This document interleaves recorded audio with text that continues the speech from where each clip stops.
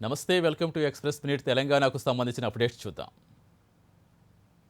నల్గొండ జిల్లా చిట్యాల మండలం హైదరాబాద్ విజయవాడ జాతీయ రహదారిపై పెద్ద కాపర్తి శివారులో విశాలమైన స్థలంలో గాంధీజీ గుడి నిర్మించారు. మిగతా దేవాలయాల మాదిరిగానే గాంధీ దేవాలయంలో కూడా ప్రతినిత్యం ప్రజలు నిత్యం పూజలు చేస్తున్నారు. తెలంగాణలో విద్యా వాలంటీర్లుగా ఎంపికైన వారు విధుల్లో చేరేందుకు ఈ నెల 5 వరకు గడువు పొడిగించినట్లుగా డిప్యూటీ సీఎం కడియం శ్రీహరి తెలిపారు. మొత్తం 7,491 మందిని ఎంపిక చేయగా ఇప్పటి వరకు 6,488 మంది విధుల్లో చేరినట్టుగా వెల్లడించారు.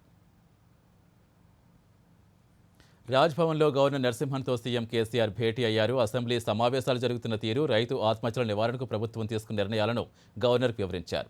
కొత్త యూనివర్సిటీల చట్టంలో తీసుకొచ్చే మార్పులు చేర్పులపై చర్చించినట్లుగా సమాచారం.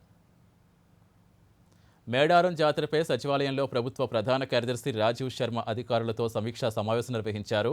దేశంలోనే అతిపెద్ద గిరిజన జాతరైన సమ్మక్క సారక్క జాతర కోసం 100 కోట్ల నిధులు విడుదల చేయాలని తెలంగాణ ప్రభుత్వ సలహాదారు రమణాచారి వెల్లడించారు.